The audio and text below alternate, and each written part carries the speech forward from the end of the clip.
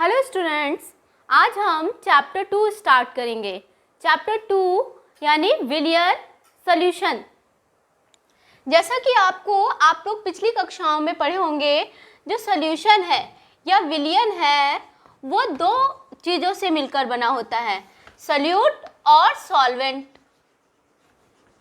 यानी जब सॉल्यूट और सॉल्वेंट मिलते हैं तो क्या बनता है? सॉल्यूशन बनता है।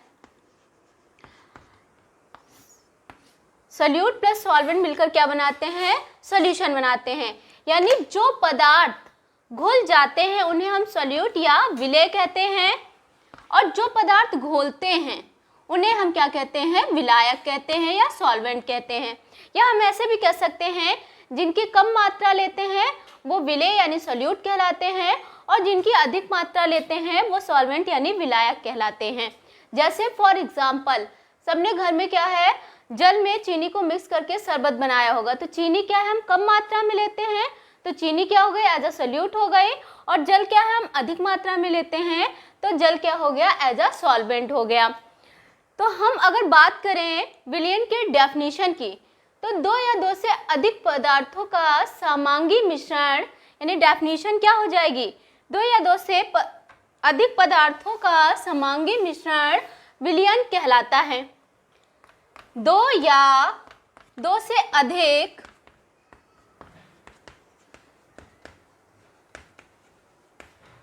पदार्थों का,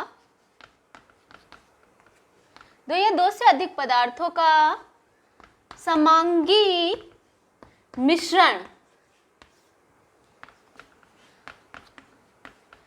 क्या कहलाता है? सॉल्यूशन या फिर विलियन कहलाता है। अब बात करते हैं कि समांगी मिश्रण क्या होता है। डेफिनेशन तो आपको पता चल गई कि दो या दो से अधिक पदार्थों का समांगी मिश्रण विलियन कहलाता है।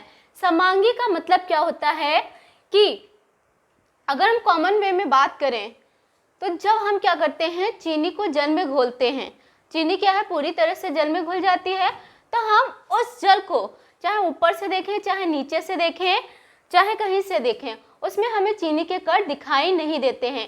यानी ऐसा मिश्रण जिनमें अवयवी कणों को देखा नहीं जा सकता है उसे हम क्या कहेंगे? समांगी मिश्रण कहेंगे। ऐसा मिश्रण जिनमें अवयवी कणों को देखा नहीं जा सकता है, अर्थात जिनकी प्रावस्था का मान 1 होता है या 1 होता है, यानी इनकी जो प्रावस्था या भौतिक अवस्था उसका मान क्या हो? 1 हो, वो क्या कहलाएगा? समांगी मिश्रण कहलाएगा। अब बात करते हैं विलयनों के प्रकार की। विलयन के प्रकार, विलयनों को दो प्रकार से डिवाइड किया गया है। पहला विलेय या विलायक की भौतिक अवस्था के आधार पर, दूसरा विलेयता के आधार पर। तो हम पहले बात करते हैं विलेय या विलायक की भौतिक अवस्था के आधार पर। बात करते हैं विलयनों के प्रकार में। पहला विलेय या विलायक की भौतिक अवस्था के आधार पर। तो विलेय और विलायक की भौतिक अवस्था के आधार पर विलयनों को 9 प्रकार में डिवाइड किया गया है। पहला, गैस का गैस में मिश्रण। जैसे वायु, वायु में क्या होती है? ऑक्सीजन, नाइट्रोजन और सारी गैसेज होती हैं, तो ये क्या हो गया? गैस का गैस में मिश्रण। सेकंड है गैस का द्रव में। गैस का द्रव में जैसे सोडा वाटर हो गया, इनमें क्या होती है? जल में CO2 घुली रहती है, या सॉफ्ट ड्रिंक्स हो गई, इनमें क्या है? CO2 घुली रहती है, तो गैस का द्रव में हो गया। अब बात करते हैं गैस का ठोस में विलयन। गैस का ठोस में विलयन यानी जब पैलेडियम पर हाइड्रोजन का अवशोषण होता है, तो ये हमारा क्या हो जाएगा? गैस का ठोस पर विलयन हो गया। नेक्स्ट, द्रव का द्रव में विलयन। द्रव का द्रव में विलयन जैसे जल में अल्कोहल, यानी जब हम जल में अल्कोहल मिलाते हैं तो जल भी क्या है? द्रव है, और अल्कोहल भी क्या है? द्रव है, तो ये क्या हो गया? जल में अल्कोहल, द्रव का द्रव में विलयन हो गया। अब द्रव का गैस में विलयन। द्रव का गैस में विलयन जो वायु में क्या होती है? जलवाष्प होती है, वो क्या हो गया? वायु में जलवाष्प, इसमें क्या है? कई सारी गैसेस हैं वायु में, और इसमें जो वाटर मॉलिक्यूल्स या जलवाष्प होगी वो क्या? द्रव होगी, तो ये क्या हो गया? द्रव का गैस में हो गया। अब बात करते हैं द्रव का ठोस में विलयन। तो सोडियम के साथ जो मरकरी का अमलगम होता है वो द्रव का ठोस के साथ हो गया। फिर ठोस का ठोस में, तो जैसे मिश्र धातुएं हैं, कॉपर के साथ जिंक मिलाकर क्या है? तांबा तैयार किया जाता है, सोने में तांबा मिलाया जाता है, ये सारी मिश्र धातुएं क्या हो गई? ठोस का ठोस में हो गई। नेक्स्ट है ठोस का गैस में विलयन, जैसे क्या हो गया कपूर। कपूर क्या है, ठोस से सीधे हमारा क्या है गैस में, तो ये ठोस में क्या है, ठोस का गैस में विलयन हो गया। एंड लास्ट है इसमें ठोस का द्रव में विलयन। तो जब हम चीनी को क्या है, चीनी ठोस होती है, उसको जब जल में डिजोल्व करते हैं तो क्या हो गया, ठोस का द्रव में विलयन। एक बात आप लोग ध्यान रखिएगा, जो ठोस का ठोस में होता है, तो ठोस का ठोस में क्या है, ये विषमांगी मिश्रण होता है और विलयन क्या होता है, समांगी मिश्रण होता है। तो ठोस का ठोस में हमेशा जो मिश्रण होगा वो विषमांगी मिश्रण होगा, यानी ये विलयन में नहीं आएगा। अब बात करते हैं विलेयता के आधार पर। तो हम पहले जाने कि विलेयता यानी सॉल्युबिलिटी होती क्या है। तो किसी पदार्थ की वह अधिकतम मात्रा जो निश्चित ताप पर 100 ग्राम विलायक में घुल जाती है उसे हम विलेयता यानी सॉल्युबिलिटी कहते हैं। फिर से डेफिनेशन समझ लीजिए कि किसी पदार्थ की वह अधिकतम मात्रा जो निश्चित ताप पर 100 ग्राम विलायक में घुल जाती है उसे हम विलेयता या सॉल्युबिलिटी कहते हैं। विलेयता के आधार पर विलयन को दो प्रकार में डिवाइड किया गया है। पहला असंतृप्त यानी अनसैचुरेटेड विलयन या अनसैचुरेटेड सॉल्यूशन, और दूसरा संतृप्त यानी सैचुरेटेड सॉल्यूशन। विलेयता के आधार पर यानी विलेय की मात्रा क्या हो, विलेयता से कम हो, वो हमारा क्या कहलाएगा, असंतृप्त विलयन कहलाएगा। जब विलेय की मात्रा विलेयता से कम होती है तो उसे हम असंतृप्त विलयन कहते हैं। जैसे हम चीनी को जल में डिजोल्व करते हैं, तो एक निश्चित अमाउंट में चीनी को जब हम जल में डिजोल्व करेंगे तो चीनी जब पूरी तरह से घुल जाती है वो हमारा क्या कहलाएगा, असंतृप्त विलयन कहलाएगा। लेकिन जब बात करें संतृप्त यानी सैचुरेटेड सॉल्यूशन की, तो हम उसमें चीनी डालते जाएं और घोलते जाएं, तो एक निश्चित समय पर चीनी घुलना बंद हो जाती है और वो चीनी के कण यानी जो कण होते हैं वो नीचे तली में बैठ जाते हैं, तो वो हमारा क्या कहलाएगा, संतृप्त सॉल्यूशन या संतृप्त विलयन कहलाएगा। हेनरी नियम की बात करते हैं। हेनरी ने बताया गैसों की द्रव में विलेयता पर दाब का क्या प्रभाव पड़ता है, ये हम हेनरी नियम के द्वारा डिफाइन करते हैं।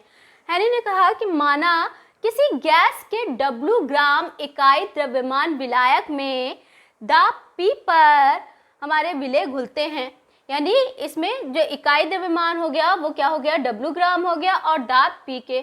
तो हेनरी ने बताया यदि ताप को स्थिर कर दिया जाए एट कांस्टेंट टेम्परेचर, यदि ताप क्या हो, स्थिर हो, तो किसी विलायक के इकाई द्रव्यमान में घुली गैस, यदि दाब स्थिर हो तो किसी विलायक के इकाई द्रव्यमान में घुली गैस की मात्रा गैस के दाब के समानुपाती होती है। यानी ये क्या हो गया, गैस का इकाई द्रव्यमान हो गया और ये क्या हो गया, गैस का दाब हो गया। तो इन्होंने बताया यदि ताप क्या हो, स्थिर हो, तो किसी विलायक के इकाई द्रव्यमान में घुली गैस की मात्रा गैस के दाब के समानुपाती होती है, यानी W समानुपाती क्या हो गया, P। जब ये समानुपाती साइन हटेगा तो क्या आ जाएगा, W बराबर P, यानी ये हमारा W बराबर क्या आ जाएगा, कोई भी स्थिरांक इंटू P, क्योंकि जब समानुपाती साइन हटता है तो क्या आता है, कांस्टेंट आता है, इंटू P, यानी W अपॉन P क्या हो जाएगा, एक स्थिरांक हो जाएगा। तो इसके अनुसार जब ताप स्थिर है तो किसी विलायक के इकाई द्रव्यमान में घुली गैस की मात्रा गैस के दाब के समानुपाती होती है। अब चूंकि हमको क्या मालूम है, जो दाब होता है वो मोलों की संख्या के समानुपाती होता है, यानी चूंकि P क्या हो जाएगा, P समानुपाती N क्या है, नंबर ऑफ मोल्स होते हैं। यदि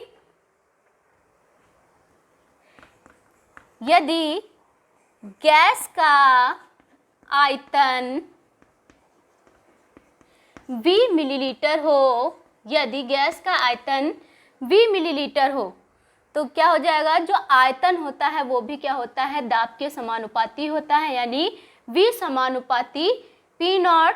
तो हम अगर आदर्श गैस समीकरण से देखें तो आदर्श गैस समीकरण क्या है, आदर्श गैस समीकरण PV बराबर nRT। तो आदर्श गैस समीकरण से PV इक्वल टू क्या आ जाएगा, nRT। PV equal to nRT यानी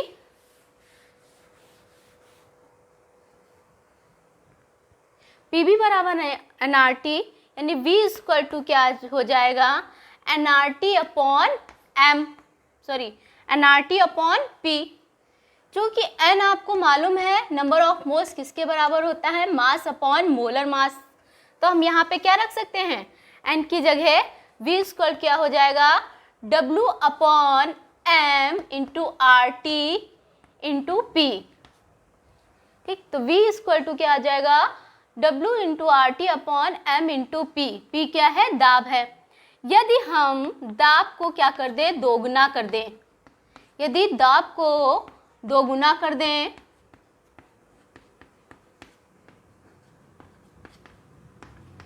तो क्या, जब दाब दोगुना करेंगे तो गैस का आयतन क्या हो जाएगा, V1 हो जाएगा। V1 इक्वल टू, जब हम दाब दुगना करते हैं तो इसकी मतलब इसकी मात्रा भी W भी क्या हो जाएगा, दुगना हो जाएगा। और R इंटू टी क्या है, ये कांस्टेंट थे, अपॉन M मोलर मास दुगना नहीं होगा और हमारा दाब दुगना हो जाएगा। अगर हम ये मान लें समीकरण 1 है और ये क्या हो गया, समीकरण 2। समीकरण 1 व 2 से अगर हम देखें, यानी समीकरण 1 व 2 से, तो क्या हो जाएगा, जो V था वो किसके इक्वल है, V इक्वल टू V1, यानी जो ये V है वो किसके इक्वल टू हो गया, V1 के इक्वल। अर्थात V क्या हो गया, समीकरण 1 व 2 से V इक्वल टू क्या हो गया, V1। अर्थात इसका मतलब ये है कि किसी गैस के घुलने वाले आयतन पर, किसी गैस के घुलने वाले आयतन पर दाब का कोई प्रभाव नहीं पड़ता है। यहाँ आयतन हमारा क्या था, जब दाब क्या था, दोगुना कर दिया गया तब भी आयतन उतना है, और जब सिंगल था तब भी हमारा आयतन क्या है, उतना ही है। यानी गैस के घुलने वाले आयतन पर दाब का कोई प्रभाव नहीं पड़ता है या नहीं होता है, ये भी हेनरी ने बताया। अब यदि द्रव में गैस की विलेयता को